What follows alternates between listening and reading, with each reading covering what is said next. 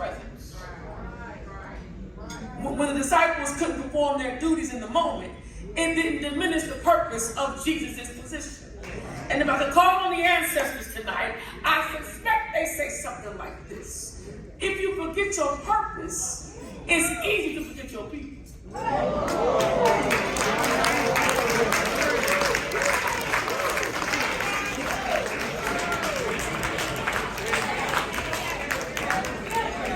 If you have no accountability, it's easy to forget those you're accountable to. If you forget your assignment, then it's easy to think that you have arrived and that your work is done in the field. NAACP, the problem I find in this moment is when the lives of those of us who benefited from the work of the movement is clouded sometimes by comfort. Understanding is clouded by conveniences that are only afforded to some of us. And I suggest to you that comfort makes you a liability to the movement.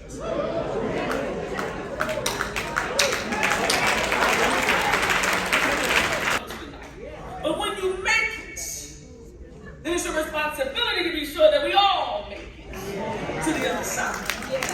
That's why Harriet Tubman is my kind of girl. She was a freedom fighter.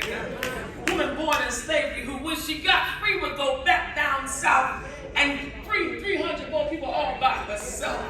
When she faced other slaves, I said her own people. I said her own people. Right. I'm going this out. Her own people. When she faced them who didn't want to be free, right, she never disregarded what her purpose was in life. And to make it clear, nobody, even her own people, would interfere with her fulfillment of her journey to liberation. So if you were on your way to freedom and wanted to go back to slavery, you were an enemy to the purpose. And she said she would shoot you.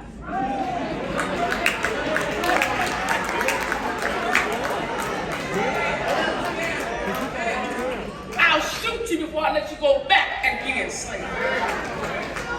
I'm feeling a little bit of Harriet in my spirit.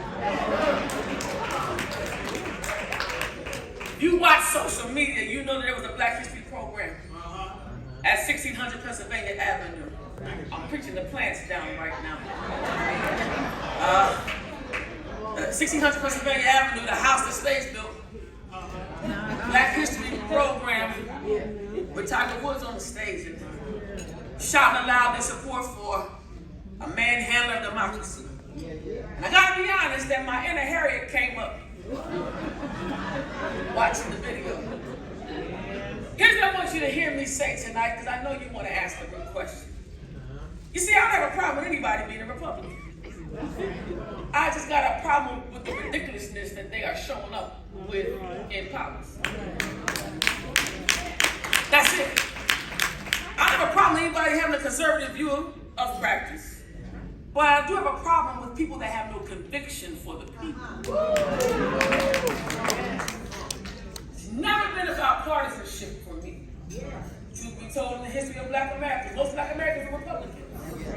Because at the time, the party represented liberation in the context of the work. If you don't know your history, you don't know how to help your own people. There was a shift in the party language.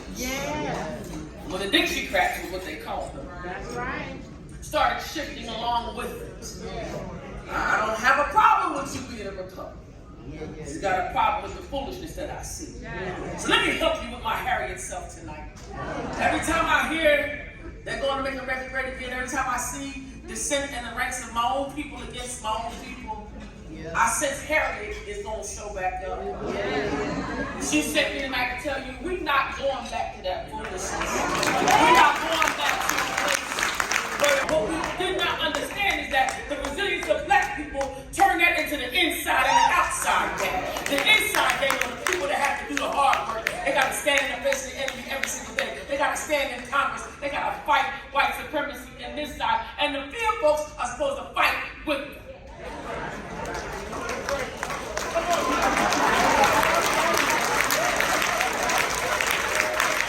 This is the opportunity to shout about our ancestors. They were so fly, they knew how to shift a game in the middle of slavery. They were so smart, they knew, all right, if you're on the start planning. You on the outside, keep thinking. You didn't even know we're about to get up out of there and be free. I'm saying to you in this season, it's no longer business as usual. That's right. We need Democrats and Republicans.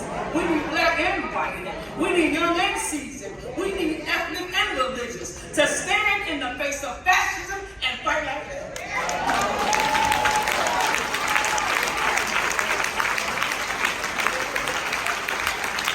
I feel my heritage showing up. If I see them, I'm gonna call it out. Because our forefathers and our foremothers sacrificed their blood, their sweat, and tears just for you to have your behind in the Hyatt Hotel looking right.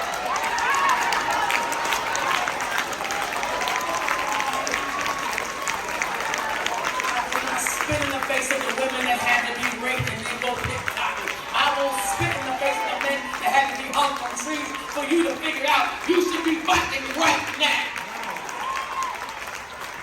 Shame on you when you look down at the movement. Shame on you for not resourcing the movement.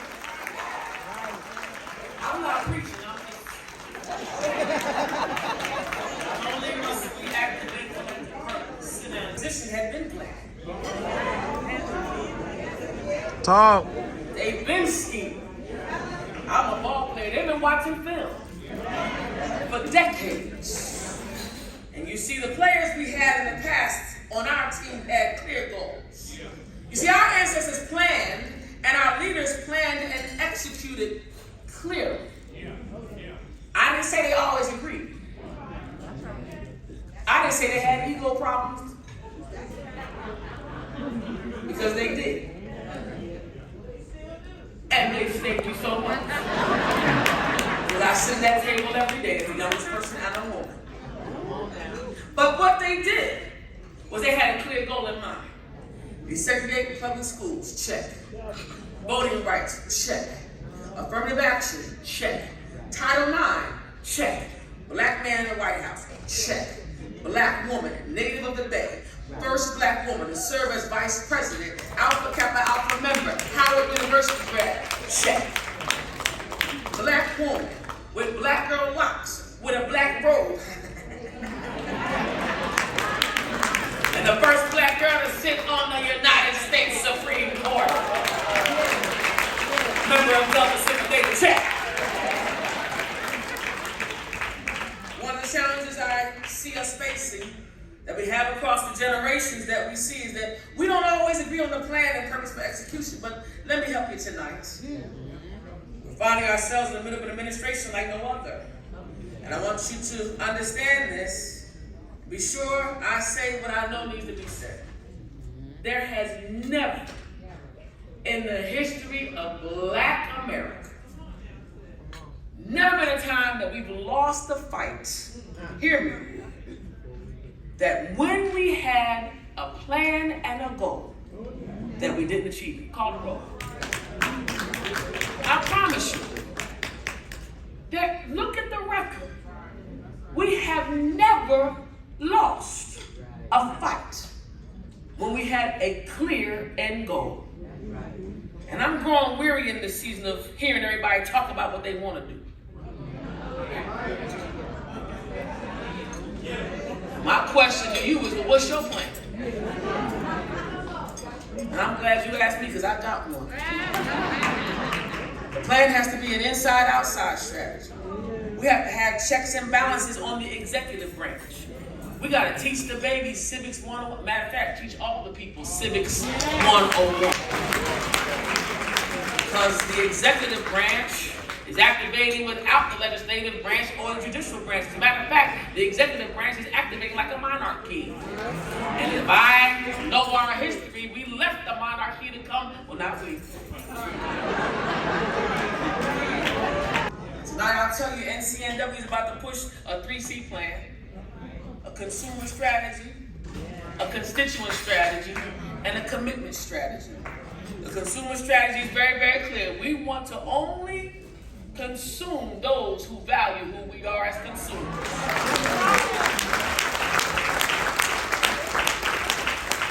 I'm not even really worried about all the other stuff. If you value me, my dollar will value you. And if you don't, holler at me later. The constituent strategy is very clear. We've been activating as a nonpartisan entity because I know they are watching. I've already named, I want to target this. I'm glad I am. That means I'm saying it right. The constituent strategy has been around the confirmations, it's been around the House races and Senate races that are coming up at the end of this next cycle. And then there's commitment strategy. I'm asking everyone to commit to now endorsing and sending resources to Black institutions. I'm asking you to endorse and support with resources Black businesses. I'm asking you to endorse and support the Black family because we are a unit that has survived for centuries. Now it's getting late and I'm going to close right here. Not only must we activate collective purpose and activate collective planning, but in order to fight against the challenges we are facing in this climate, we must also activate collective power. And I want to close with an illustration around collective power that I think, well, I'm a Jack and Jill mom, and in my community, we live in Howard County, Maryland, and we had one of those experiences where we took the kids to a barn. Now, you know where this is going. You go to a barn in Howard County, Maryland, it's inevitable you're about to find some other communities at the barn with you. Well, 10-year-olds were excited because they're about to ride some horses. We talk about collective power. And my son, his name is Micah, y'all pray for me, he's something else. And at the barn, there was a day where we were going to allow the kids to go finally get the opportunity to ride freely, exposing them to cultural experiences. You know what we try to do. Well, the person who met us at the barn was an older white man and an older white woman. And you know, you try to close with, hi, how are you? I tried.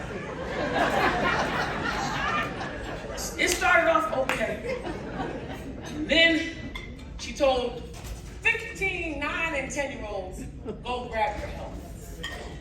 Now, any teacher in the room knows when you tell 9 and 10-year-old people anything, go grab turns into go knock each other over, hurt somebody, rip the basket open, and grab your helmets. Well, in her intentionality, I think she got a little spooked by these 9 and 10-year-old privileged children because all of them are privileged and don't even know that they are privileged. And then it happened. She got snarky and she switched her tone on them. A tone that they were not used to hearing except from their own parents.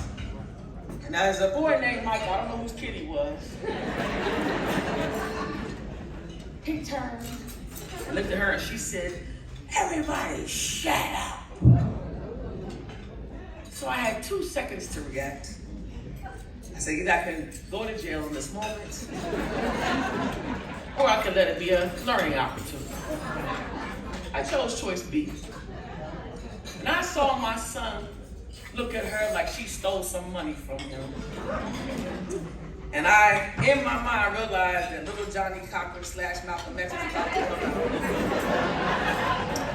out. So these self-aware privileged children had very different responses. Some of them started crying and ran away. Some of them were frozen and couldn't move. And some of them followed Micah Bradley. So he looked at her and said, I'm gonna go get my mom.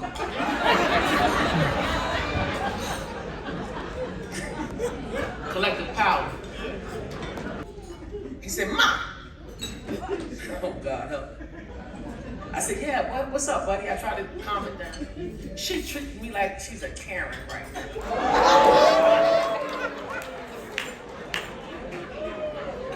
So I was trying to figure out how to move right now.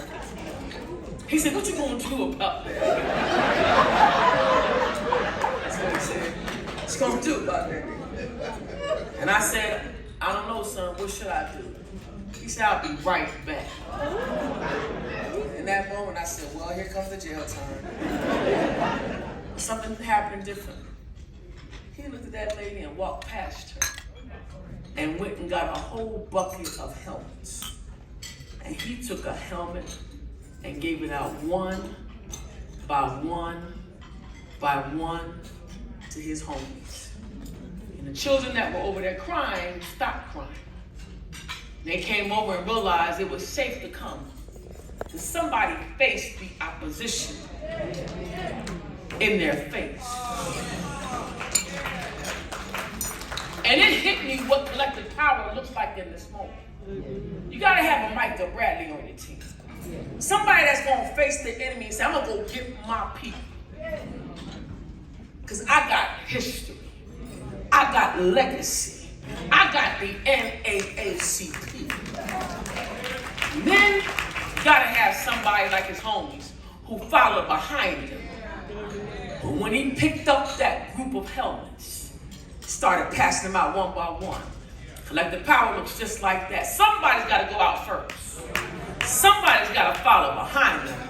And then somebody, even in their fear, has to come back home to the movement. I don't know who I'm talking to. But let me help you with this.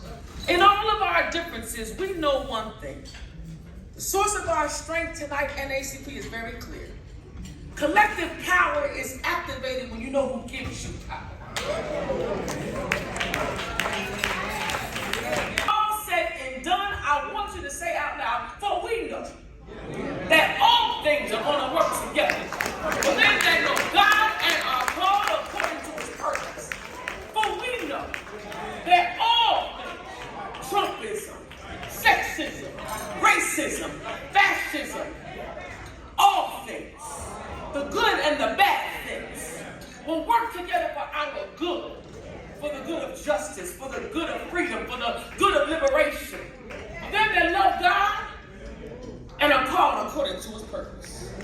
And I promise you this, in the end, we're going to win.